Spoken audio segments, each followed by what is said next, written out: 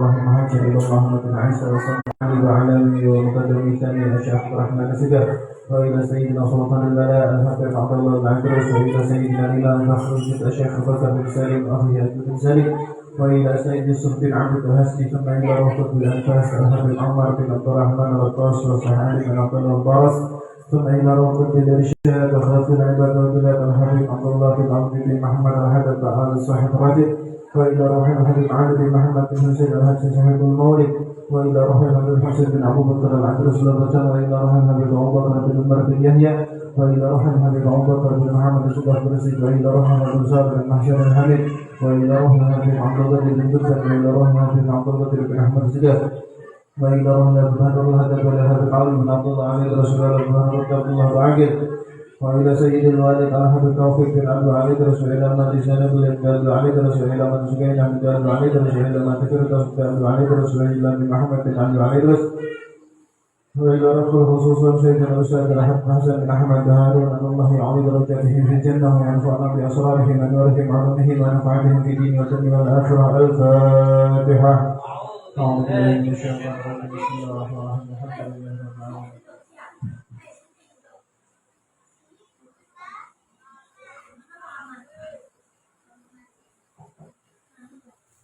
الفاتحة إلى حضرة سيدنا رسول الله محمد بن عبد الله وآله وصحبه ثم إلى روح سيدنا المهاجر إلى الله أحمد بن عيسى وأصوله وفروعه ثم إلى روح سيدنا المقدم محمد بن علي بعلوي والمقدم ثاني الشيخ عبد الرحمن السجاد ثم إلى روح سيدنا سلطان البلاء الحبيب عبد الله بن أبو بكر العبروس أن الله يعلي درجتهم في الجنة وينفعنا ببركتهم وأسرارهم في الدين والدنيا والآخرة.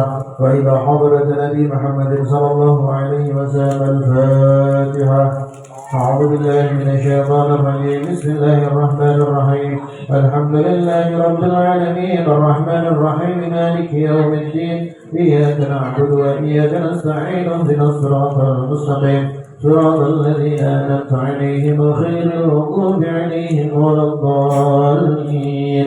آمين. بسم الله الرحمن الرحيم. ألف لام ميم. ذلك الكتاب لا ريب فيه هدى للمتقين الذين يؤمنون بالغيب ويقيمون الصلاة ومما رزقناهم ينفقون والذين يؤمنون بما أنزل إليك وما أنزل من قبلك وبالآخرة هم يوقنون أولئك على هدى من ربهم وأولئك هم المفلحون. وإلهكم إله واحد لا إله إلا هو الرحمن الرحيم.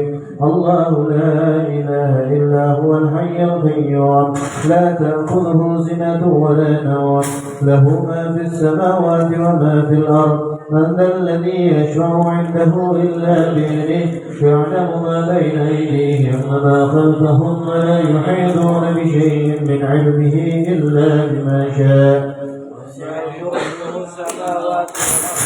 ولا يؤوده حفظهما وهو العلي العظيم. لله ما في السماوات وما في الأرض وإن تبدوا ما في أنفسكم أو تخفوا يحاسبكم به الله فيغفر لمن يشاء ويعذب من يشاء والله على كل شيء قدير. آمن الرسول بما أنزل إليه من ربه والمؤمنون كل آمن بالله وملائكته وكتبه ورسله لا نفرق بين أحد من رسله وقالوا سمعنا وأطعنا غفرانك ربنا وإليك المصير. لا يكلف الله نفسا إلا وسعها لها ما كسبت وعليها ما اكتسبت. ربنا لا تؤاخذنا إن نسينا أو أخطأنا ربنا ولا تحمل علينا إصرا كما حملته على الذين من قبلنا ربنا ولا تحملنا ما لا طاقة لنا به واعف عنا واغفر لنا وارحمنا أنت مولانا فانصرنا على القوم الكافرين. آمين. لا إله إلا الله لا إله إلا الله لا إله إلا الله محمد رسول الله الله لا إله إلا الله لا إله إلا الله لا إله إلا الله محمد رسول الله لا إله إلا الله لا إله إلا الله لا إله إلا الله محمد رسول الله سبحان الله بحمده سبحان الله بحمده سبحان الله بحمده سبحان الله العظيم سبحان الله وبحمده سبحان الله وبحمده سبحان الله وبحمده سبحان الله العظيم سبحان الله وبحمده سبحان الله وبحمده سبحان الله وبحمده سبحان الله العظيم سبحان الله بحمده سبحان الله بحمده سبحان الله وبحمده سبحان الله بحمده سبحان الله بحمده سبحان الله وبحمده سبحان الله وبحمده سبحان الله وبحمده سبحان الله وبحمده سبحان الله والحمد لله ولا إله إلا الله والله أكبر سبحان الله والحمد لله ولا إله إلا الله والله أكبر سبحان الله والحمد لله لا إله إلا الله والله أكبر الحمد لله الحمد لله الحمد لله وشكر لله الحمد لله الحمد لله الحمد لله وشكر لله الحمد لله الحمد لله الحمد لله وشكر لله أستغفر الله أستغفر الله أستغفر الله وأتوب إلى الله أستغفر الله أستغفر الله أستغفر الله وأتوب إلى الله أستغفر الله أستغفر الله أستغفر الله وأتوب إلى الله أشهد أن لا إله إلا الله نستغفر الله نسألك الجنة ونعوذ بك من النار أشهد أن لا إله إلا الله نستغفر الله نسألك الجنة ونعوذ بك من النار أشهد أن لا إله إلا الله نستغفر الله نسألك الجنة ونعوذ بك من النار يا لطيفا بخلقه يا عليما بخلقه يا خبيرا بخلقه والطف بنا يا لطيف يا عليم يا خبير يا لطيفا بخلقه يا عليما بخلقه يا خبيرا بخلقه والطف بنا يا لطيف يا عليم يا خبير يا لطيفا بخلقه يا عليما بخلقه يا خبيرا بخلقه والطف بنا يا لطيف يا عليم يا خبير هدايا الله بنظرة من العين الرحيمة تداوي كل ما هي من أمراض سقيمة هدايا الله بنظرة من العين الرحيمة تداوي كل ما به من أمراض سقيمة هدايا الله بنظرة من العين الرحيمة تداوي كل ما به من أمراض سقيمة اللهم صل على محمد اللهم صل عليه وسلم اللهم صل على محمد اللهم صل عليه وسلم اللهم صل على محمد يا ربي صل عليه وسلم اللهم صل على محمد يا رب صل عليه وآله اللهم صل على محمد يا رب صل على النبي اللهم صل على محمد يا رب وارض عن الصحابة اللهم صل على محمد يا رب وارض عن السلالة اللهم صل على محمد يا رب وارض عن المشايخ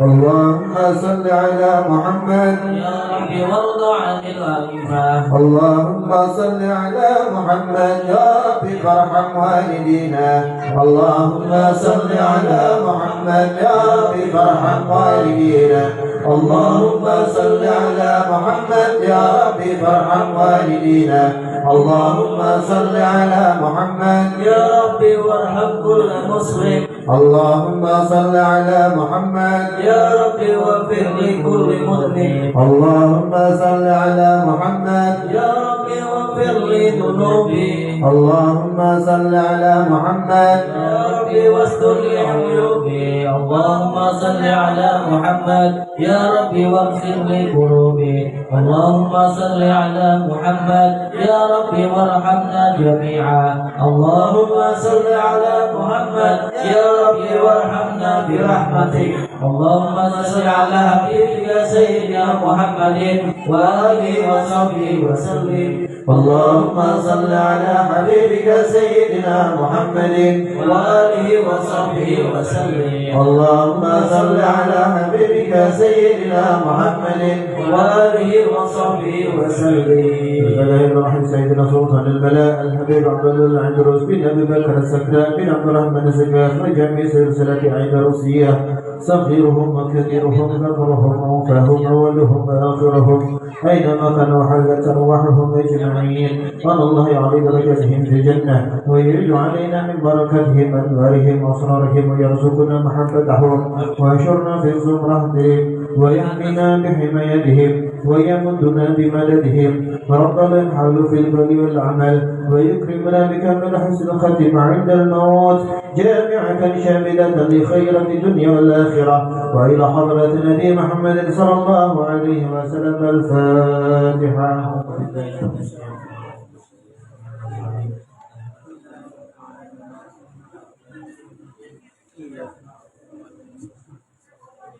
بسم الله الرحمن الرحيم اللهم صل وسلم على سيدنا محمد وعلى آل سيدنا محمد.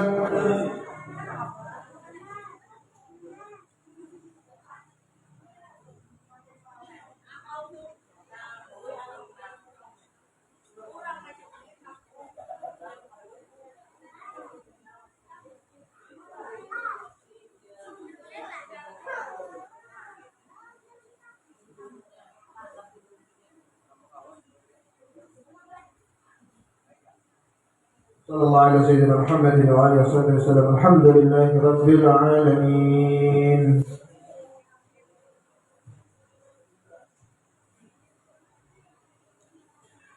ثم الفاتحة إلى سيدنا الإمام أبو بكر بن عبد الرحمن السكران الفاتحة. الحمد لله رب العالمين الرحمن الرحيم إياك نعبد وإياك نستعين اهدنا الصراط المستقيم صراط الذين أنعمت عليهم غير المغضوب عليهم ولا الضالين. بسم الله الرحمن الرحيم. اللهم إني أحببت بدرب الله طوله ما شاء الله كفره لا إله إلا الله بابه محمد رسول الله صلى الله عليه وسلم سقفه لا حول ولا قوة إلا بالله العلي العظيم. أحاط بنا من بسم الله الرحمن الرحيم. الحمد لله رب العالمين الرحمن الرحيم مالك يوم الدين إياك نعبد وإياك نستعين اهدنا الصراط المستقيم صراط الذين أنعمت عليهم غير المغضوب عليهم ولا الضالين آمين. سور سور سور. الله لا إله إلا هو الحي القيوم لا تأخذه سنة ولا نوم له ما في السماوات وما في الأرض. من ذا الذي يشفع عنده إلا بإذنه يعلم ما بين أيديهم وما خلفهم ولا يحيطون بشيء من علمه إلا بما شاء. وسع كرسيه السماوات والأرض ولا يؤوده حفظهما وهو العلي العظيم. بما استطارت كما استطارت الملائكة بمدينة الرسول بلا خنداق ولا سور من كل قدر مقدور وحذر محذور ومن جميع الشرار. تترسن بالله تترسن بالله تترسن بالله من عدونا وعدو الله من ساق عرش الله إلى قاع أرض الله بمئات ألف ألف ألف لا حول ولا قوة إلا بالله العلي العظيم. صنعته لا تنقطع بمئات ألف ألف ألف لا حول ولا قوة بالله العلي العظيم. عزيمته لا تنشق بمئات ألف لا حول ولا قوة إلا بالله العلي العظيم. اللهم إن أحد أرادني بسوء من الجن والإنس والوحوش وغيرهم من سائر المخلوقات من بشر أو شيطان أو سلطان أو وسواس فاربط نظرهم في انتكاس وقلوبهم في وسواس وأيديهم في إفلاس وأوقفهم من الرجل إلى الرأس لا في سهل يقطع ولا في جبل يطلع بمئات ألف لا حول ولا قوة إلا بالله العلي العظيم. وصلى الله على سيدنا محمد وآله وصحبه وسلم. سبحان ربك رب العزة عما يصفون وسلام على المرسلين والحمد لله رب العالمين في كل لحظة أبدا عدد خلقه ورضا نفسه وزنة عرشه ومداد كلماته. شهد الله يا عيد راسي شهد الله محيط لقاسي شهد الله شمس الشماسي المدد يا عيد راسي شهد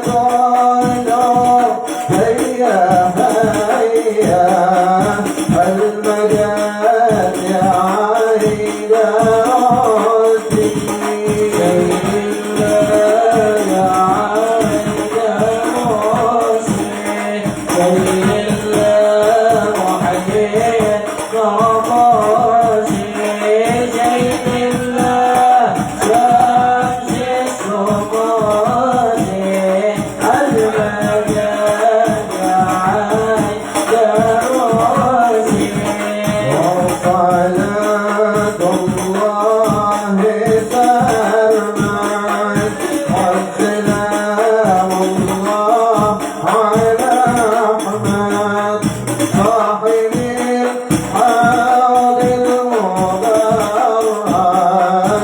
المجال يا عيد راسي سيد الله يا عيد راسي سيد الله محيي راسي سيد الله شمس الصباح المدد يا عيد راسي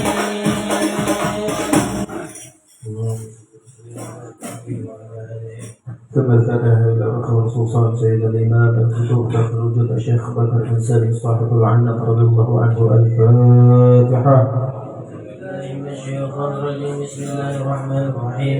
الحمد لله رب العالمين الرحمن الرحيم مالك يوم الدين. إياك نعبد وإياك نستعين اهدنا الصراط المستقيم صراط الذين أنعمت عليهم غير المغضوب عليهم ولا الضالين. آمين. بسم الله الرحمن الرحيم. الله لا إله إلا هو الحي القيوم لا تأخذه سنة ولا نوم له ما في السماوات وما في الأرض. من ذا الذي يشفع عنده إلا بإذنه. يعلم ما بين أيديهم وما خلفهم ولا يحيطون بشيء من علمه إلا بما شاء وسع كرسيه السماوات والأرض ولا يؤوده حفظهما وهو العلي العظيم. إن ولي الله الذي نزل الكتاب وهو يتولى الصالحين فسيكفيكهم الله وهو السميع العليم. هو الذي جعل الشمس ضياء والقمر نورا وقدره منازل لتعلموا عدد السنين والحساب ما خلق الله ذلك إلا بالحق يفصل الآيات لقوم يعلمون. بسم الله الرحمن الرحيم. قل هو الله أحد الله الصمد لم يلد ولم يولد ولم يكن له كفوا أحد. بسم الله الرحمن الرحيم. قل هو الله أحد الله الصمد لم يلد ولم يولد ولم يكن له كفوا أحد. بسم الله الرحمن الرحيم. قل هو الله أحد الله الصمد لم يلد ولم يولد ولم يكن له كفوا أحد. بسم الله الرحمن الرحيم. قل أعوذ برب الفلق من شر ما خلق ومن شر غاسق إذا وقب ومن شر النفاثات في العقد ومن شر حاسد إذا حسد. بسم الله الرحمن الرحيم. قل أعوذ برب الفلق من شر ما خلق ومن شر غاسق إذا وقب ومن شر النفاثات في العقد ومن شر حاسد إذا حسد. بسم الله الرحمن الرحيم. قل أعوذ برب الفلق من شر ما خلق ومن شر غاسق إذا وقب ومن شر النفاثات في العقد ومن شر حاسد إذا حسد. بسم الله الرحمن الرحيم. قل أعوذ برب الناس مالك الناس إله الناس من شر الوسواس الخناس الذي يوسوس في صدور الناس من الجنة والناس. بسم الله الرحمن الرحيم. قل أعوذ برب الناس مالك الناس إله الناس من شر الوسواس الخناس الذي يوسوس في صدور الناس من الجنة والناس. بسم الله الرحمن الرحيم. قل أعوذ برب الناس مالك الناس إله الناس من شر الوسواس الخناس الذي يوسوس في صدور الناس من الجنة والناس. بسم الله مجريها ومرساها إن ربي لغفور رحيم. اللهم إني أسألك بسر سرك المسون العصمة والتوفيق والحفظ والحراسة والحماية والوقاية وحفظا تاما بما حفظت به كتابك المبين وعبادك الصالحين المصطفين الأبرار المقربين. أفض علينا من بحار العناية والتوفيق والمحبة الصادقة صدقية، وارزقنا من كنز لا حول ولا قوة إلا بالله العلي العظيم. واكشف لي ونزهني من الأوهام والحضن، وامدد من المدد المدد ربانية والفضل والشفاقة والرأفة واللطف والإحاطة بكلية لمن الملك اليوم لله الواحد القهار. والصلاة والسلام الأتمان الأكملان من هذا المقام على من تعالت مكانته وقصرت الألسن عن وصف صفاته، فهو سيدنا محمد صلى الله عليه وسلم الفاتح خاتم على آله وصحبه. حميد. تنزيل الكتاب من الله العزيز العليم غافر الذنب وقابل التوب شديد العقاب ذي القول لا إله إلا هو إليه المصير وهو الحق المبين. يا ذا الكرم والوفاء يا عليم سري وأخفى يا قوي يا عزيز، نسألك العصمة في الحركات والسكنات، وأسبل علينا النور الأكمل واجعلنا ممن شهد تهديك العبودية، وارزقنا أسنى حسن صراط الحميدة، وارأف بنا وارحمنا واهدنا حماية تجينا من سائر الفتن ما ظهر منها وما بطن، واجعلنا في رتبة الرضا والراضين بالقدر خيره وشره معترفين مطمئنين بذكرك، ونور عقولنا واجعلها مسترشدة بك للهداية، وأسبل علينا من خير جودك وفضلك العظيم. يا رب يا رحيم يا الله يا أرحم الراحمين. إنك على كل شيء قدير. هب لنا النعم ظاهرها وباطنها، واجعلنا مسحوبين منك باللطف والتوفيق. يا فتاح يا عليم يا غني يا كريم، تكرم علينا بما تكرمت به على الصديقين والشهداء والصالحين وحسن أولئك رفيقا، وقد دللتنا بك عليك وهديتنا بك إليك، فاجعلنا من الداخلين عليك الراغبين بفضلك إليك مع صفاء السريرة يا رب، وعصمة قوية من شيطان الرجيم، وامنحنا من مناحك وأصلح ما ظهر منها ما بطن اللفظ والمعنى، واجعل محجة سبيلها لك خالصة وحجة على أعدائك، فاغننا بلا سؤال منك، واجعل توحيدنا توحيد الموفقين، واسلك بنا منهج المقربين، وانهض همتنا إلى حضرة الصديقين إلى رتبة أهل الكمال والفضل، وأطلق ألسنتنا بحمدك ومجدك، وحل بيننا وبين كل حائل يحول بيننا وبينك بحولك وقوتك وقدرتك إنك على كل شيء قدير. اللهم إنا أسألك بأسمائك التي دخلتها في خزائنك التي خزنتها لمحمد نبيك وصفيك ورسولك منهج الموافقين الآمنين الذين لا خوف عليهم. اللهم أسبل علينا خلاع الهداية التي هديت بها النبيين والصديقين والشهداء والصالحين على صراطك المستقيم. يا الله يا الله يا الله يا رباه يا نور السماوات والأرض هب لي حكما وألحقني بالصالحين واجعل لي لسان صدق في الآخرين واجعلني من ورثة جنة النعيم واغفر لي ولوالدي ولجميع المسلمين أجمعين ولا تهزني يوم يبعثون يوم لا ينفع مال ولا بانون إلا من أتى الله بقلب سليم فتعالى الله الملك الحق لا إله إلا هو رب العرش الكريم فقل رب اغفر وارحم وأنت خير الراحمين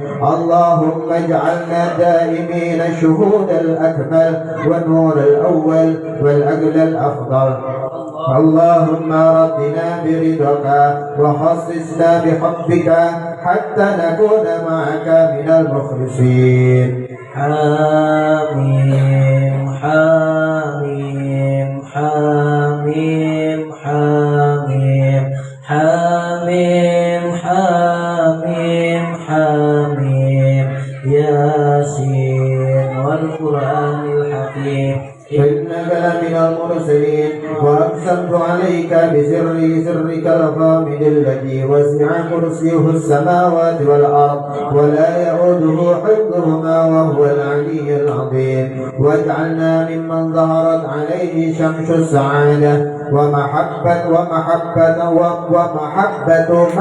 أحببته من عبادك وأوليائك ولا تجعلنا ممن عبد غيرك فظهرت عليه شقاوته فهب لي وامنحني من مواهب السعداء واعصمنا من موارد الأشقياء والسعيد حق من أغنيته علي سؤالي منك والشقي حق من أحرمته مع كثرة السؤال لك فاغننا بلا سؤال منك بفضلك وجودك وكرمك ونعوذ بك من شر الحساد على من أنعمت علينا من فيض إحسانك وأيدنا بتأييدك وتأييد أنبيائك ورسلك وخاصة الصديقين من خلقك إنك على كل شيء قدير يا وهاب هب لنا من خلال النعم التي لا علينا فيها فريضة الشكر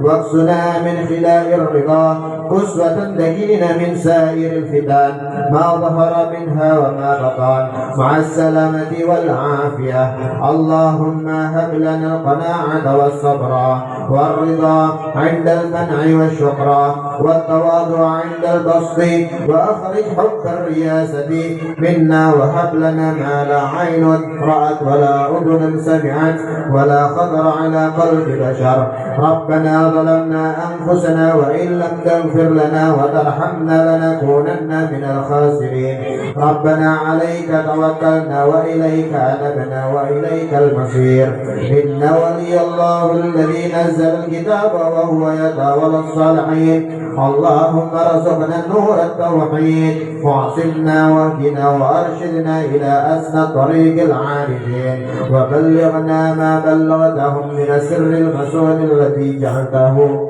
سفينة صديقين من الذين أنعمت عليهم بالنعمة الأبدية قافها يا عين شاد ياسين والقرآن الحكيم حميم تنزيل من الرحمن الرحيم وهو حسبنا ونعم الوكيل اللهم من علينا بالمنة والعافية التي لا قبلها ولا خلفها يا الله يا الله يا الله يا رباه يا رباه يا رباه حفظ علينا من جازل إحسانك الفائد من جودك وكرمك يا أرحم الراحمين برحمتك نستغيث ومن عذابك نستجير اللهم اهدنا فيمن هديت واجعلنا ممن لا يزال واقفا بين يديك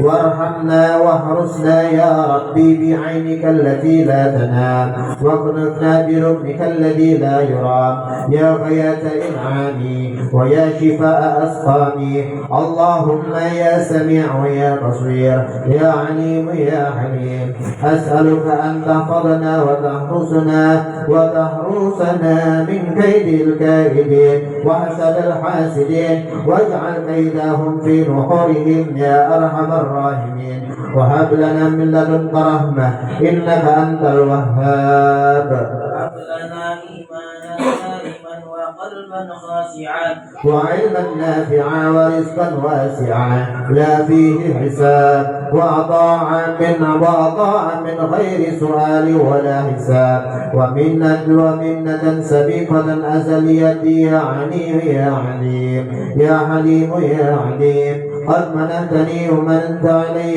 برضا منك من غير مقابلة مني ومشيتي إليك ولا حركة ولا سكون لي إلا بك أنت ربي وعلمك حسبي فنعم الرب ربي ونعم الحسب حسبي وأنت النصير لي فانصرني وانصر بي وأنت خير الناصرين.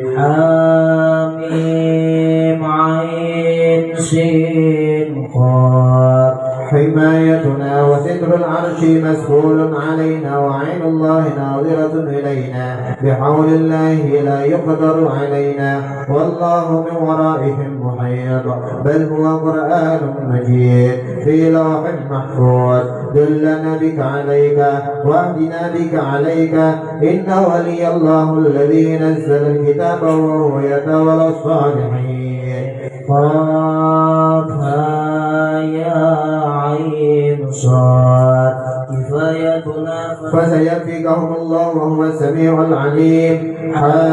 حميم عين سين قاف مرج البحرين يلتقيان بينهما برزخ لا يبغيان اللهم اهدنا بما هديت به النبيين والصديقين والشهداء والصالحين إلى صراطك المستقيم يا نور السماوات والأرض هب لي حكما والحقني بالصالحين واجعل لسان صدق في الآخرين واجعلني من ورثة جنة النعيم واغفر لي ولوالدي ولجميع المسلمين وقد تعززت بالعزة والجبروت فتوكلت على الحي الذي لا يموت شاهد الوجوه وعنت الوجوه بالحي القيوم وقد خاب من حمل ظلما.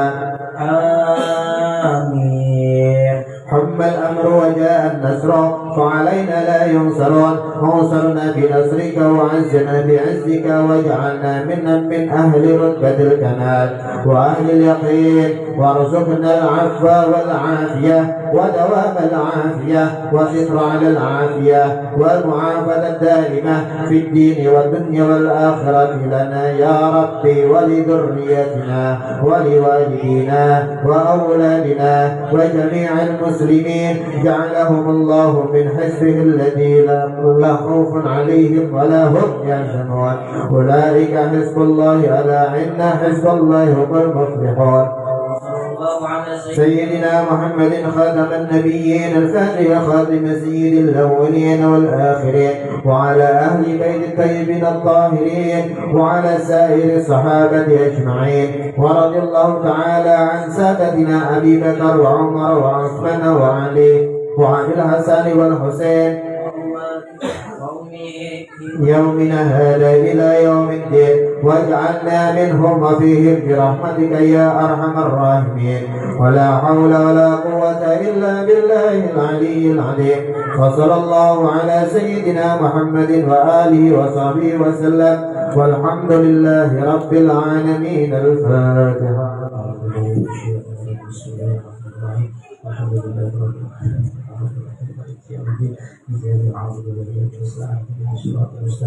صراط الذين أنعمت عليهم غير المغضوب عليهم ولا الضالين. بسم الله الرحمن الرحيم.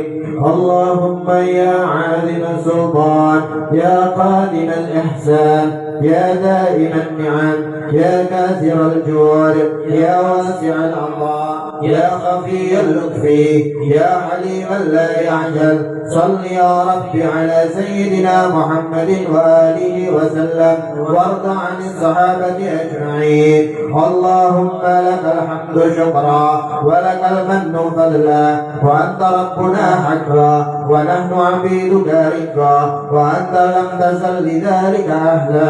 اللهم يا ميسر كل عسير وإياك بكل بلد كثير ويا صاحب كل فريق ويا مغني كل فقير ويا مقوي كل ضعيف ويا مأمن كل مخيف يسر علينا كل عسير فتيسر العسير عليك يسير. اللهم يا من لا يحتاج إلا البيان والتفسير حاجاتنا إليك كثير وأنت عالم بها وبصير. اللهم إنا نخاف منك ونخاف ممن يخاف منك ونخاف ممن لا يخاف منك. اللهم بحق من يخاف منك نجنا ممن لا يخاف منك. اللهم بحرمة سيدنا محمد صلى الله عليه وسلم واحرسنا بعينك التي لا تنام واكنفنا بكنافك الذي لا يرى وارحمنا بقدرتك علينا فلا تهلكنا وأنت رجاؤنا برحمتك يا أرحم الراحمين. وصلى الله على سيدنا محمد البشير والنذير سراج المنير والحمد لله رب العالمين. ثم الفاتحة إلى الأخوة خصوصا الحبيب صالح بن محسن الحبيب. الفاتحة. بسم الله الرحمن الرحيم الحمد لله رب العالمين الرحمن الرحيم مالك يوم الدين إياك نستعين اهدنا الصراط المستقيم صراط الذين أنعمت عليهم.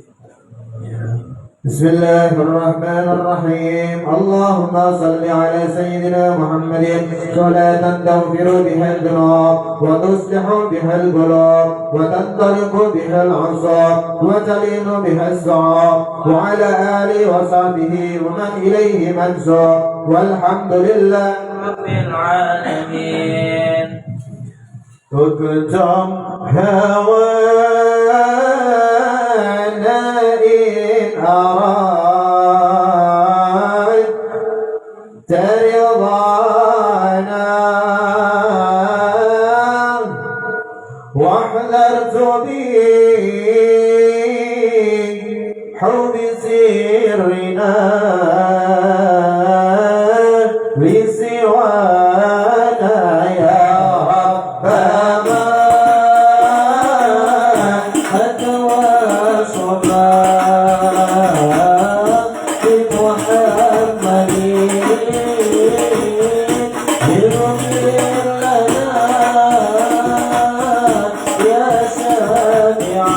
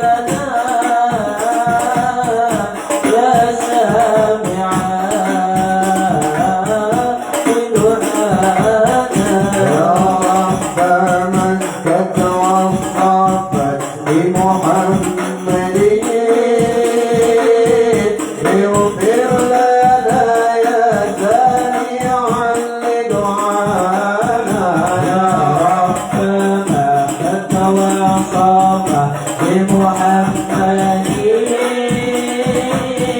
اغفر لنا يا سامعا لدعائنا ثم الصلاة على النبي وآله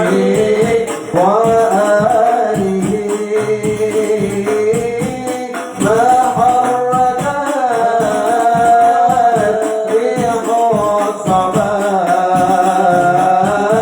أوصانا يا ربنا تتوى الصباح بمحمد اغفر لنا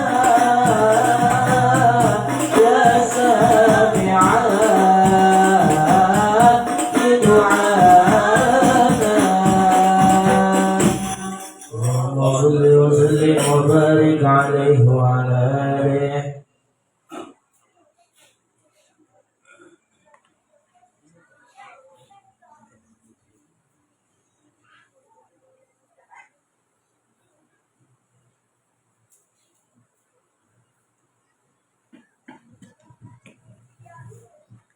صاحب الحب المتام والرسول والحضرة الرسول والعلم والجليل الموت الشفيع ولما يهدي توفيق على اليسر وعلى كل نعمة صالحة وعلانية صالحة وإلى حضرة النبي محمد صلى الله عليه وسلم بسير رسول الفاتحة.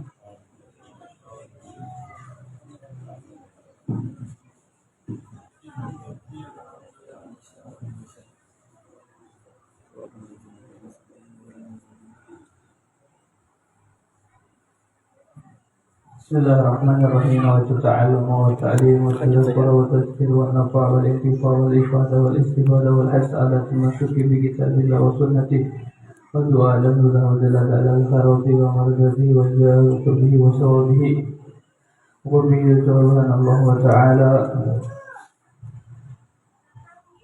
Melanjutkan di majelis malam kitabnya Imam Al-Ghazali, kitab Ayyuhal Walad radhiyallahu anhu wa qala radhiyallahu an ayyuhal walad law kana ilmu mujarrad ghafiyan lak, jika ada orang yang menganggap ilmu tanpa amal itu cukup bagi dia, jika dia menganggap ilmu tanpa melakukan amal itu cukup untuk mendapatkan surga, maka itu adalah kesalahan fatal. Wala tahtaju ilal amal siwa, dan jika dia menganggap amal itu tidak penting, tidak ada bagian daripada ilmu mengamalkan, dalam diri dia mengatakan seperti itu, maka itu adalah orang-orang yang rugi. Lakana nida'ullah ta'ala, dan itu telah Allah serukan, Allah panggil, Allah tanya lewat malaikatnya, hal min sa'il, apakah orang yang berilmu tadi? Orang-orang yang suka minta kepadaku, maksudnya apa? Suka munajat, berdoa kepada Allah. Orang-orang yang punya ilmu tadi tanpa mempunyai amal, apakah dia pernah minta kepada aku? Apakah dia pernah munajat kepada aku? Hal min mustaghfirin, apakah dia orang yang selalu beristighfar kepadaku? Apakah dia orang yang selalu meminta ampun kepadaku dengan dosa-dosanya? Hal min taibin, apakah mereka orang-orang yang suka bertobat, suka beristighfar, meminta ampun, menangis di malam hari? Apakah mereka dari golongan itu orang yang punya ilmu tadi tanpa mengamalkan ilmu? Jika tidak ada dia daripada orang yang suka minta doa sama Allah, nangis di hadapan Allah, istighfar, bertaubat, jika dia tidak pernah melakukan itu, maka apa? Dhai'an bila faedah, kata Imam Ghazali, maka hidupnya itu sia-sia dan tidak ada faedahnya. Orang yang punya ilmu, tahu ilmunya salat, tahu ilmunya puasa, tapi malas salat, malas puasa, malas zakat, malas salat malam, maka hidupnya sia-sia. Dhai'an bila faedah, sia-sia, tidak ada gunanya di hidup.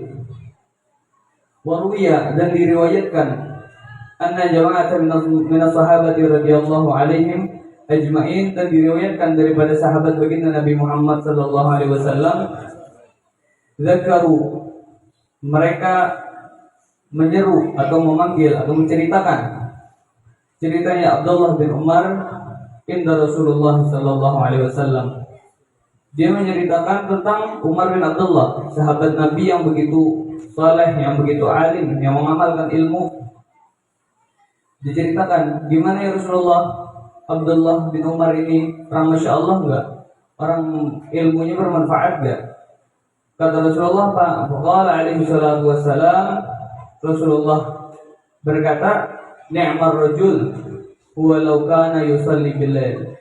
Paling nikmatnya laki-laki, paling nikmatnya manusia adalah orang yang sholat di malam hari. Orang yang munajat kepada Allah, orang yang beristighfar kepada Allah, orang yang bertobat kepada Allah, itu adalah orang yang benar-benar mengamalkan ilmu yang dia dapat. Wa qala alaihi salatu wassalam, dan Rasulullah sallallahu alaihi wasallam bersabda lirrajul min ashabihi, bersabda kepada temannya, kepada sahabatnya, bersabda kepada sahabatnya, ya fulan, wahai fulan, la tuksiru nauma bil-lail, jangan pernah kalian perbanyak tidur di malam hari. Karena di waktu-waktu itu di mana orang lalai, kita semua mendekatkan diri kepada Allah. Mudah-mudahan kita paling tidak pernah seminggu itu sekali, 2 kali. Karena itu semua adalah amalan-amalan orang-orang saleh. Sampai Habib Umar Al-Muhtar itu tidak pernah tidur malam. Full malamnya cuma disibukkan untuk Allah, disibukkan untuk munajat kepada Allah. Lain kasurano mobilen, jika orang itu banyak tidur terus kalau malam, sudah tidur morok lagi. Tada unsahibu fakar yaumil qiyamah, maka orang tadi akan apa? Jadi orang yang paling fakir di yaumil qiyamah. Fakir itu bukan masalah harta. Fakir itu bukan masalah duit. Fakir itu bukan masalah apapun. Tapi apa? Tidak ada amal soleh yang bisa kita banggakan di hadirat Allah. Kita banggakan di hadapan baginda Nabi Muhammad. Mudah-mudahan kita kelak di akhirat menjadi orang yang mempunyai amal soleh, orang yang dicintai oleh baginda Nabi Muhammad, orang yang dikenal oleh baginda Nabi Muhammad. Jadi sebegitu penting beristighfar kepada Allah. Di doa tahlil itu al-mal wal banun illa man atallah biqalbin salim. Jadi orang anak harta itu tidak penting. Nanti ketika kita kelak di akhirat, di alam barzah, di alam kubur, anak, harta, keluarga, sahabat itu tidak penting. Yang penting apa? Takwa Allah, takwa sama Allah. Yang hatinya bersih, murni hanya untuk Allah, murni untuk baginda Nabi Muhammad, itu yang dicari.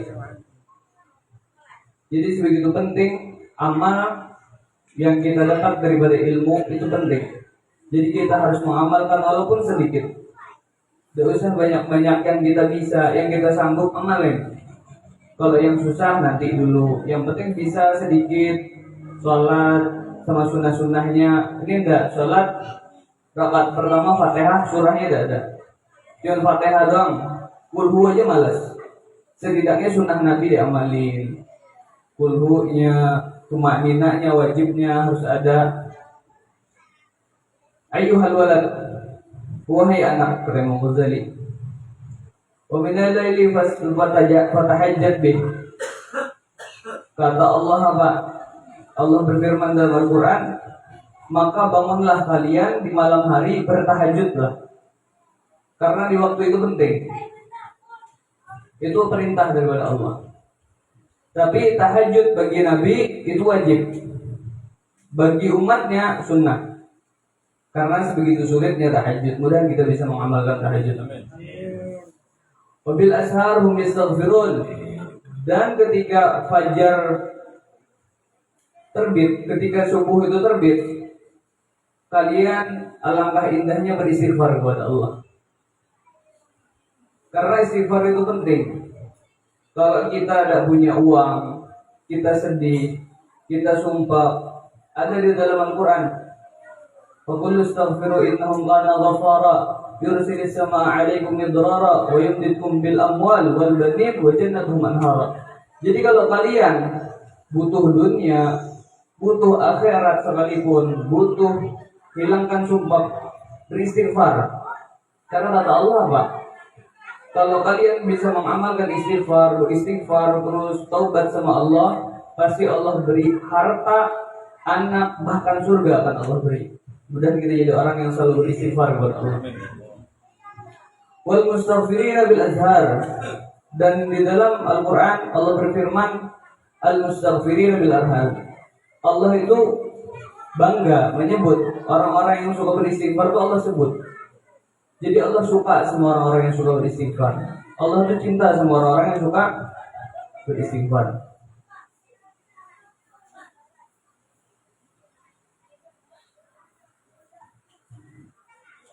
Qala Nabi sallallahu alaihi wasallam, Nabi berkata, salah satun aswatu yuhibbuhullahu ta'ala. Ada 3 suara yang sangat Allah cintai. Apa aja 3 suara itu? Yang pertama sautuddi, suara ayam. Karena suara ayam tuh dia bersuara siapa Pak?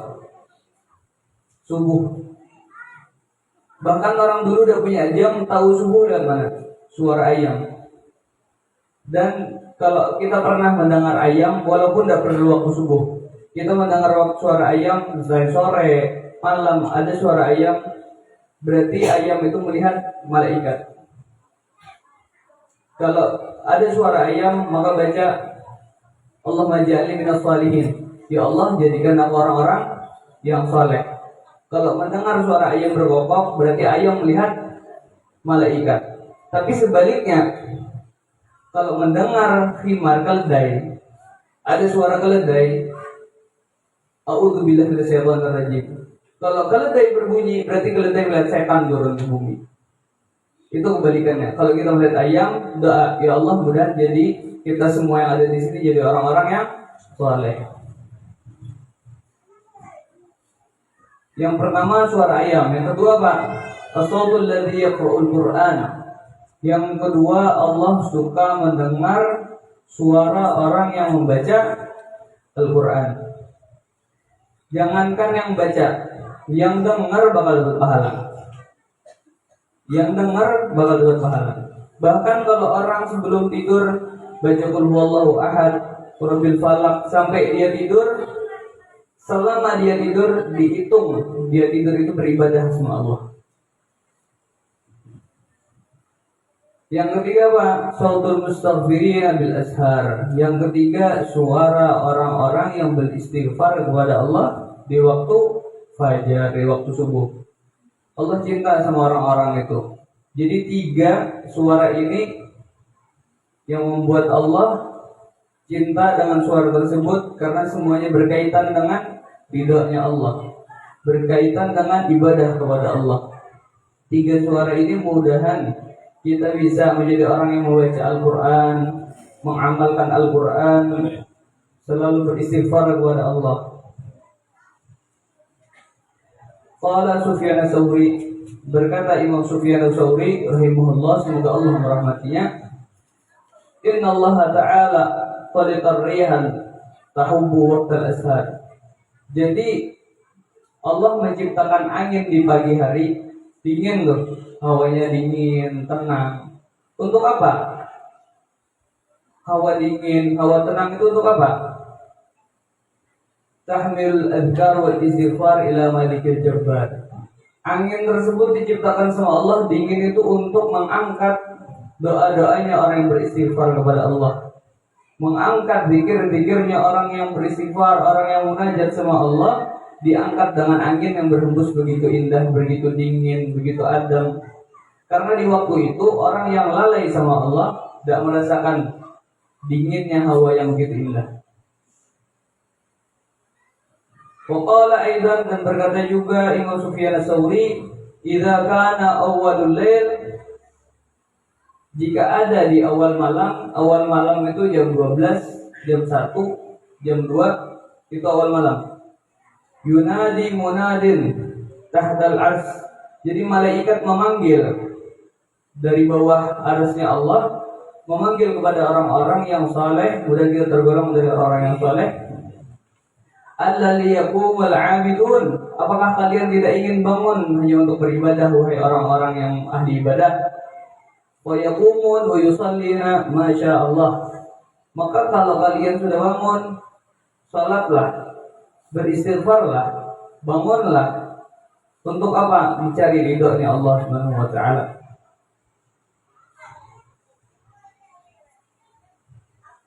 Suma yunadi munadin, panggilan yang kedua. Yunadi munadin fi sathil lail, di 1/2 malam. Dari jam 3, 4 itu tengah malam, di tengah-tengah malam. Yunadi munadin fi sathil lail ala yaqumul qanitun fa yaqumuna yusalluna ila sahar. Wahai orang-orang yang ahli ibadah, bangunlah kalian, salatlah kalian. Masih lembut malaikat manggil. Di jam-jam segitu masih manggil, malaikat menyapa dengan lembut. Bangunlah kalian, salat, beribadahlah, beristighfarlah. Wa in kana sahar, jika sudah masuk waktu subuh, yunadi munadin alla liyaqumal mustaghfirin.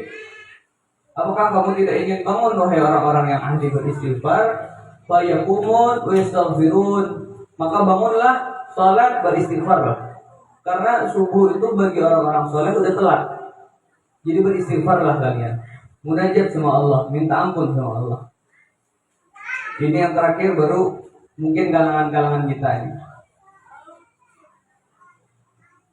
Fa idza tala'al fajar, kalau sudah matahari terbit, nada munadin, malaikat menyeru apa? Alla liyaqumal ghafilun. Orang-orang lupa. Bangun kalian. Sekarang udah jam berapa? Bangun. Wa yaqumuna min furusihim kal mauti nusir min quburihim. Bangun kalian sebagaimana orang mati yang bangun daripada kuburnya. Mudah-mudahan kita bukan daripada golongan-golongan tersebut. Ayyuhal walad, wahai anak. Ruya fi wasaya Luqman al-Hakim, diriwayatkan daripada wasiat-wasiatnya Luqman al-Hakim. Siapa Luqman al-Hakim? Orang saleh di zaman nabi-nabi terdahulu yang ada di dalam Al-Quran. Surah Luqman itu tentang wasiat-wasiat Luqman kepada anaknya. Dan di sini ditulis ruwiya, diriwayatkan daripada wasiat-wasiatnya Luqman al-Hakim li ibnihi annahu qala, kepada anaknya dia berkata, ya bunai la yakunanna diqul aqyas minka. Wahai anakku, jangan pernah ayam itu lebih bagus daripada ente. Ayam jangan pernah lebih mulia daripada ente, karena lebih dulu bangun ayam daripada ente. Kalau bisa ente harus lebih bagus. Sebelum ayam bangun, ente sudah bangun. Itu nasihatnya Luqman al-Hakim kepada anaknya. Yunadi bil ashar wa anta naim. Ayam itu manggil ente pas sudah waktu subuh dan ente tidur. Harusnya ente malu dengan ayam. Jadi ente harus bangga. Anakku ente orang masya Allah, jangan pernah ente kalah sama suara ayam. Ayam mau kokok yang masih ngorok, adu suara masih. Walakat ahsana min mantal, dan telah bagus dan telah indah orang yang mengatakan syair ini. Laqad hatafat fi junhil lailil hamamatun, telah berkumandang suaranya merpati di tengah malam. Ala fanani wahnan wa inni lanaimu, di ranting-ranting dia bersuara sedangkan kita berada dalam keadaan tidur. Kadzabat wa baitillahi law kunta azikan, orang itu bohong kalau dia ngomong cinta sama Allah tapi dia di tengah malam tidur, lupa sama Allah. Maka dia bohong ngomong cinta sama Allah, cinta sama Rasulullah, tapi tengah malam dia tidak bangun. Maka dia itu kadzab, tak bohong dia. Lama sawakatni bil bukail hamaimu, telah terdahulu, telah kalah kita sama tangisnya merpati. Merpati itu tengah malam sudah munajat sama Allah, sudah zikir sama Allah. Sedangkan kita Pak, tidur, ngorok tidur. A'azumu anil haimu du sababin, aku menyangka aku ini cinta sama Allah. Kita semua nyangka kita cinta sama Allah. Tapi buktinya mana? Ya Rabbi wala abki wa tabkil bahaimu. Sedangkan untuk Tuhan aku tidak pernah nangis. Munajat sama Allah tidak pernah nangis, tidak pernah merasa bersalah, tidak pernah merasa ingin meminta maaf, meminta ampun sama Allah. Kalah sama binatang yang di tengah malam nangis munajat sama Allah. Mudahan kita bisa menjadi orang yang bisa munajat sama Allah, bisa cinta kepada Allah, cinta yang betul-betul bisa kita buktikan kelak di akhirat di hadapan Allah. Ayyuhal walad, wahai anak, al-khalasatul ilm. Jadi kesimpulan daripada ilmu apa? An ta'alluma anna ta'a wal ibadah ma hiya. Jadi kesimpulan daripada ilmu itu apa? Amalan kita, ketaatan kita, ibadah kita. Kalau kita taat kepada Allah, kalau kita beribadah kepada Allah, itu tandanya ilmu kita bermanfaat. Tandanya ilmu kita itu bermanfaat dengan ketaatan dan ibadah kita. I'lam, ketahuilah, anna ta'ata wal ibadah muttabi'atu syar'i. Ketaatan sama ibadah kepada Allah itu dua kesatuan yang mengikuti syariatnya baginda Nabi Muhammad sallallahu alaihi wasallam. Fi awamiri wa nawahi, daripada perintah-perintahnya Allah, larangan-larangannya Allah. Tanda kita taat berarti kita mengikuti perintahnya Allah. Tanda kita taat berarti kita menjauhi larangan-larangannya Allah. Biqauli wa fi'lihi, dengan perkataan kita, dengan perbuatan kita. Yaitu apa? Perkataan dan perbuatan. Kullu ma taqulu wa taf'al. Setiap apa-apa yang kita kerjakan, apa-apa yang kita gawi, apa-apa yang kita omongkan, itu insya Allah tidak pernah ngomong yang aneh-aneh, tidak pernah melenceng daripada syariat. Wa tatruku qawlahu wa fi'lahu. Dan mudahan kita semua bisa meninggalkan pekerjaan yang buruk, perkataan yang buruk. Wa yakunu bi ibtida'i syar'a. Dan hendaknya kita itu mengikuti, memulai daripada apa-apa yang disyariatkan oleh Allah, yang disyariatkan oleh baginda Nabi Muhammad. Dimulai sedikit-sedikit, pelan-pelan kita mulai. Tidak usah langsung kisah tasawuf, pelan-pelan dulu, santai, sampai kita bisa pelan-pelan mengenal Allah, baru nanti mau yang naik lagi, yang lebih tinggi lagi. Kama law sumta yawmal 'id wa ayyamu tasrik takunu 'asiyan. Terkadang orang itu seakan-akan tidak punya ilmu, cuman yang ada ibadah aja, pengen ibadah aja gitu. Puasa setiap hari, sampai di hari raya Idul Fitri dan Idul Adha dia berpuasa.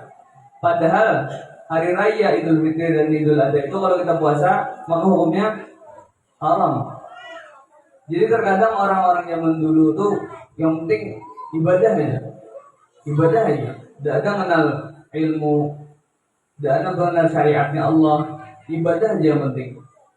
Sampai-sampai dia lupa kalau di hari raya itu puasa haram.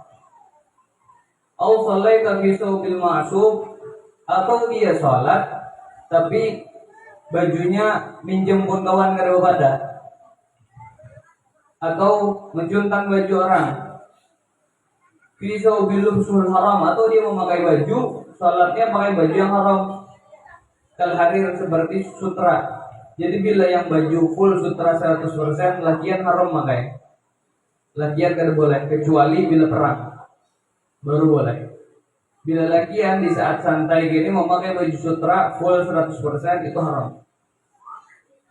Fir rijal, untuk laki-laki. Wa in kunta suratuhu ibadah ta'asam. Bujur inya tadi salat, minjam baju kawan kada pada sembahyang, tetap dapat pahala.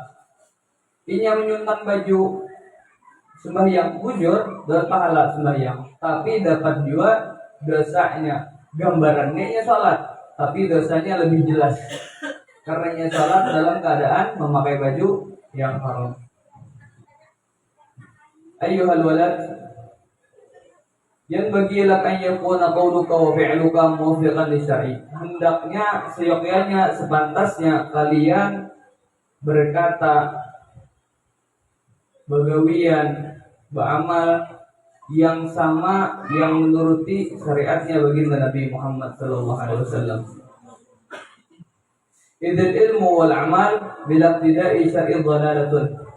Jika dia berilmu dan beramal tapi tidak didasari dengan syariatnya Rasulullah, kayak tadi dia mengamalkan aja, cuma dia ikutin syariatnya Rasulullah, puasa di hari raya, pakai baju punya orang haram, maka apa? Dia orang yang dhalalatun, orang yang sesat. Tidak ada gunanya dia beribadah, cuma tidak tahu apa isi ibadahnya, apa isi makna kita sholat pakai baju yang haram. Wa yang bagilah, dan sepantasnya untukmu Allah taghtarra bisati wa tamati sufiyah. Hendaknya kita itu tidak terlalu mendengarkan omongan orang. Nanti bilang, sholat pasti pengen dipandang, bodoh amat sama itu semua. Karena sholat itu kewajiban. Tumben ngaji, bodoh amat. Yang penting ngaji. Karena itu kita dapat ridhonya Allah. Obat dari segalanya adalah membaca Al-Quran, ibadah sama Allah. Sedih, suntuk, curhat sama Allah, itu adalah curhat yang paling indah. Kita curhat kawan-kawan, awalnya didengari, tapi kita sampai kabar burung ke kawan yang lain. Tuh ini gini, duit habis, minta minjam lawan aku, sampai mana-mana. Jadi curhat paling indah, curhat ke hadapan Allah. Sholat, tengah malam, ibadah sama Allah, itu adalah curhat yang paling indah. Dan otomatis sufiyah, dan jangan ikut-ikut sufi. Maksud sufi di sini apa? Orang yang ketinggian tasawuf. Ini akan beramal tapi tasawufnya tinggi. Sudah urusan ini lawan Allah. Kita urusan kita beribadah, mengumpati syariatnya Rasulullah. Kalau umpatan yang tasawuf tinggi ini sudah peraih. Biar aja ini kayak bulan Allah. Di anna suluka hadzal tariqa yaqul bil mujahadah. Karena jalan kita ini harus sungguh-sungguh, bukan cuma tiba-tiba yang orang yang penting kita mengingat Allah sudah sembahyang. Kadang-kadang itu. Misalnya mengaku wali, tapi sembahyang sehari sekalian ya, asar orang. Kadang-kadang itu wali-walian itu ada. Karena bila disebut jadinya wali, pasti ia mengamalkan istighfar, mengaji, sholat 5 waktu, itu baru wali. Jadi yang mengikuti yang aneh-aneh. Karena semua itu harus sungguh-sungguh. Masuk surga itu tidak ada yang gratis. Kita butuh amal, butuh usaha, sehingga kita mendapatkan surga. Mudah kita semua masuk ke dalam surga ya Allah. Waqat is-syahwa an-nafsiyah, dan kita harus memutus hawa nafsu kita. Kita harus memusuhi hawa nafsu kita. Karena perang yang paling susah itu melawan hawa nafsu. Waqat hawa hadisnya riyadhah, dan kita harus membunuh hawa nafsu dengan perbuatan baik, pekerjaan baik, amal-amal yang saleh, salat, ibadah, puasa. Karena itu adalah amal-amal yang bisa menjauhkan kita daripada hawa nafsu kita. La yuqamatin wa tuharrati. Dan kita tidak akan, kalau kita sudah bisa melawannya, kita tidak akan pernah merasakan menyesal, sedih. Mudah kita menjadi orang-orang yang beramal saleh. Wa'lam anna lisan mutlak. Lisan ini, muntung ini mutlak. Gampang aja yang nyambat apa-apa. Nyaman aja mencurus muntung tuh. Tapi yang alih apa? Qalbun muttabiqul mamlu. Jadi yang alih itu hati. Karena hati itu tertutup. Bil ghaflati wasahwati.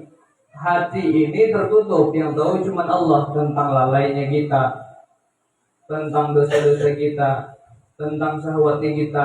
Itu yang tahu diri kita sendiri sama Allah. Kalau mulut semua orang tahu. Oh ini pander ini, jauhi aja. Ya pander ini perai. Bila mulut iman orang tahu, tapi bila masalah hati itu Allah yang tahu. Alamatu syaqawah, tanda-tanda orang yang celaka, orang yang mempengaruhi kehendak, orang yang hatinya penuh dengan syahwat, itu adalah tanda-tanda orang yang celaka. Hatta la yaqtadala nafsaka bisidqi al-mujahadah, sampai dia membunuh hawa nafsunya dengan benar-benar ijtihad, dengan sungguh-sungguh untuk mengamal amalan saleh, untuk mengerjakan apa-apa yang diperintahkan Allah, menjauhi dari larangan-larangannya Allah. Lan tahiyatu qalbaka bi anwaril ma'rifah, tidak akan hidup hatimu jika kalian tidak menghiasi dengan cahaya-cahaya ma'rifat kepada Allah, tahu kepada Allah, cinta kepada Allah, mengenal Allah. Tidak akan tahu kalau kita benar sungguh-sungguh beristihad. Wa'lam, dan ketahuilah, an ba'da masailika allati sa'alani anha, dan ketahuilah daripada sebagian pertanyaan-pertanyaanmu, kata Imam Ghazali kepada muridnya, la yastajimu jawabuhu bi kitabil qawlihi, dan pertanyaanmu itu tidak semuanya bisa Anda jelaskan. Ada juga pertanyaan yang tidak bisa ditulis dan tidak bisa dijelaskan dengan kata-kata. Bal in tablughu tilkal halah, kecuali ente merasa akan seorang. Ada juga ilmu itu yang pertanyaannya ikam takut akan ke aku nih, kada semua bisa jawab dengan tulisan. Kawa yang ente rasakan dengan apa yang ente gawi. Ta'rif mahiyya, apa itu rasanya, apa itu yang jawaban yang dicari itu. Wa illa fa'ilmuha mustahilan, dan contohnya ilmu-ilmu yang mustahil itu tidak bakal tahu kecuali ente merasakannya. Maksudnya tuh kayak kalau orang sudah istiqomah mendapatkan karamah, ente tidak bakal tahu. Kita semua tidak bakal tahu karena kita tidak tahu apa itu karamah. Tapi kalau wali-wali, orang-orang soleh tahu orang itu karamah bagaimana. Ilmu-ilmu yang mustahil itu tidak bisa dijawab pakai tulisan kecuali dia yang merasakannya. Di annaha dzauqiyah, karena itu semua pakai perasaan, pakai hati, bukan pakai kitab dan tulisan. Wa kullu ma yakunu dzauqiyan la yastaqimu wasifatun biqaulih, karena perasaan hati itu tidak bisa disifati dengan tulisan. Kahalawatil halwa, seperti manisnya gula. Orang yang kalau bisa merasakan kan bakal tahu gula itu manis, kecuali bila ini sudah berisi rasa kayak corona semalam, kan bisa mencium, dia bisa merasa, kan bakal tahu ya bila makanan ini manis, kurang masin, kecuali bila sudah ilahnya itu sudah sakitnya terhilang, akhirnya merasakan. Kayak itu juga ilmu-ilmu yang mustahil. Kalau kita sudah sampai derajatnya, insya Allah baru kita bisa merasakan itu. Wal murrul mar, seperti pahitnya sesuatu yang pahit, contohnya kayak kopi.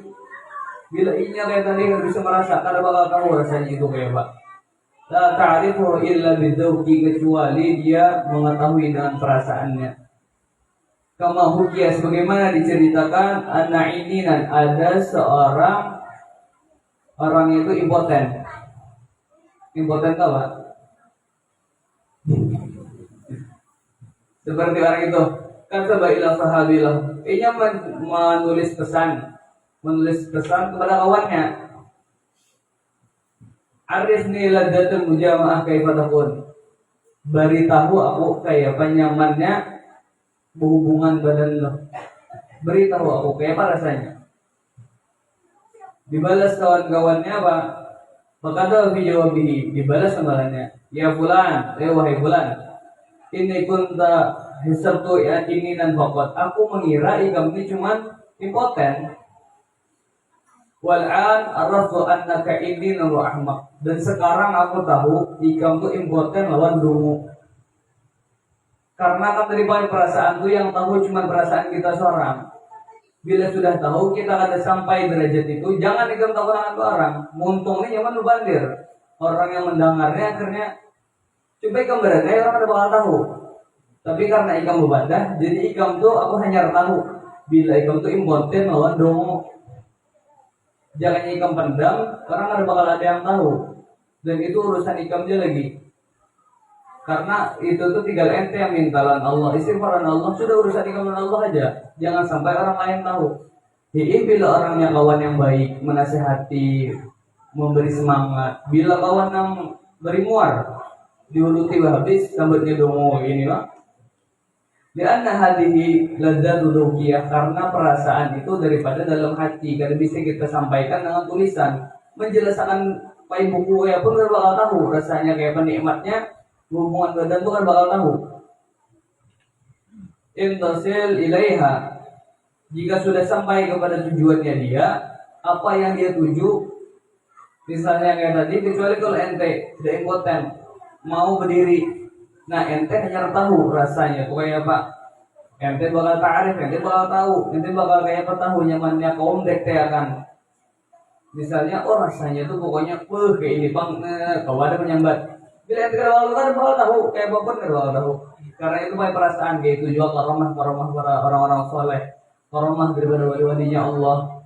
Kayak gimana Imam Abdullah Al-Haddad, bila beliau sholat di hadapannya tembok di depan dinding itu retak. Karena sebegitu kuatnya rindunya, cintanya, khusyuknya kepada Allah.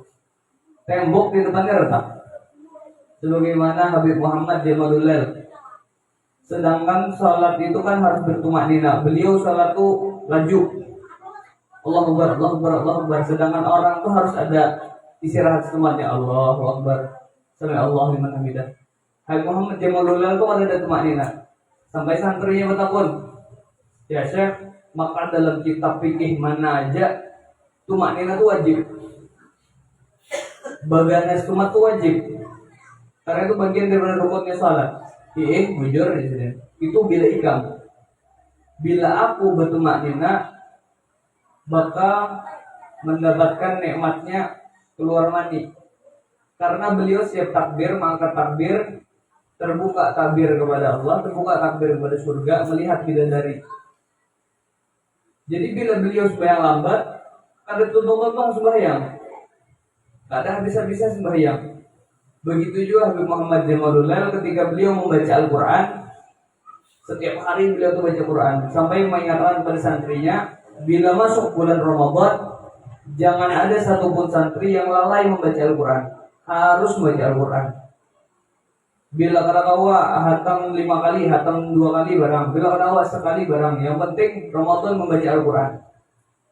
Sekalinya masuk Ramadan, Habib Muhammad Jamalullah setiap siang gawiannya apa? Sembahyang, karena istirahat, majelis, kepandiran. Kan sudah mengaji Ramadan. Tapi sembahyang, ibadah, zikir, duduk, ibadah, zikir, duduk, bergisahan lawan santri sidin. Sampai sebutin santri ini wani bandir.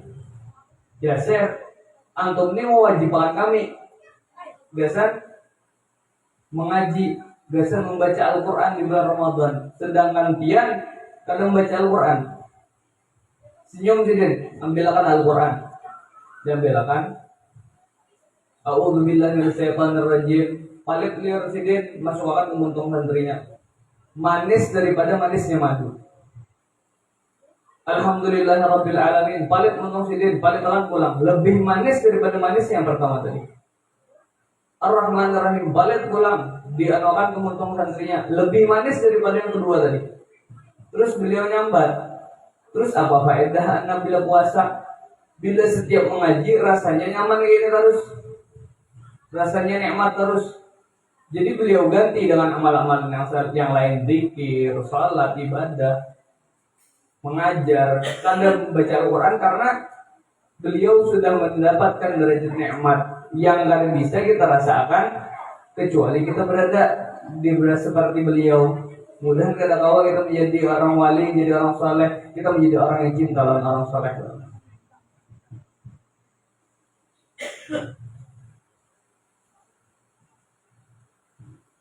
Mungkin ini aja pertemuan kali ini, kita lanjut pertemuan yang akan datang. Assalamualaikum warahmatullahi wabarakatuh. Bismillahirrahmanirrahim. الكريم اللهم آمين اللهم إنا اللهم يا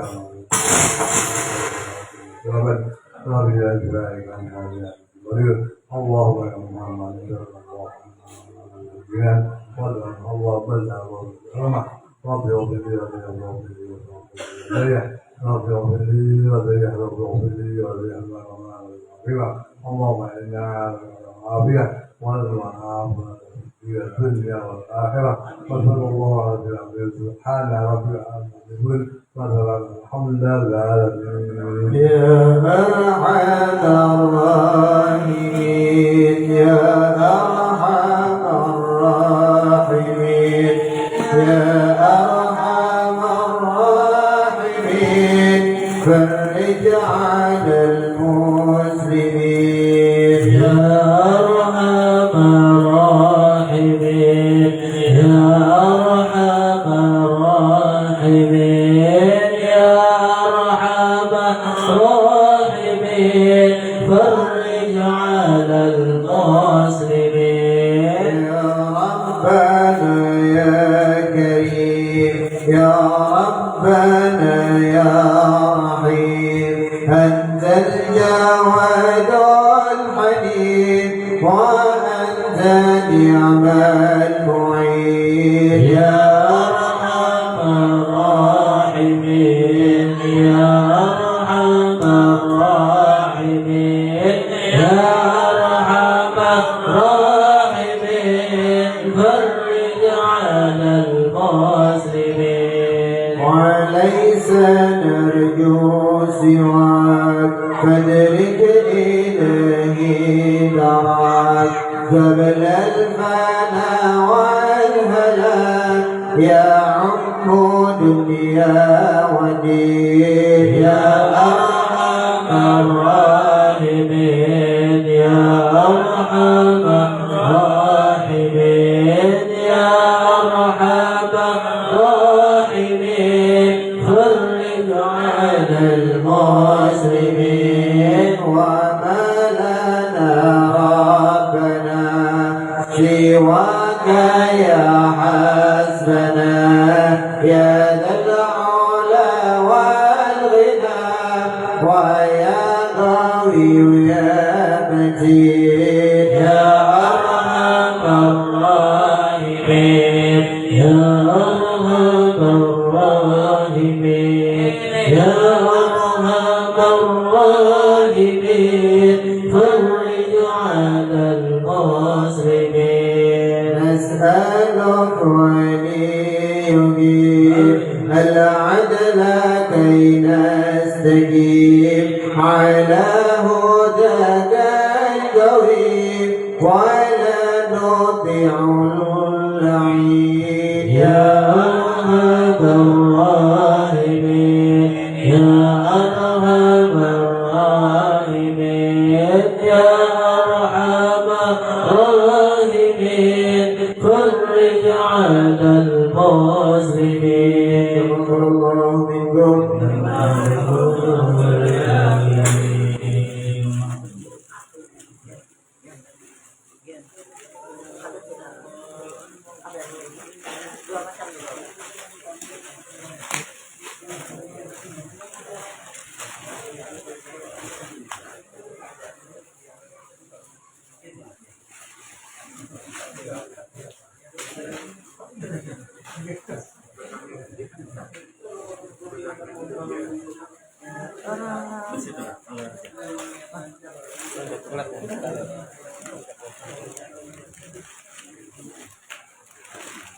Terima kasih.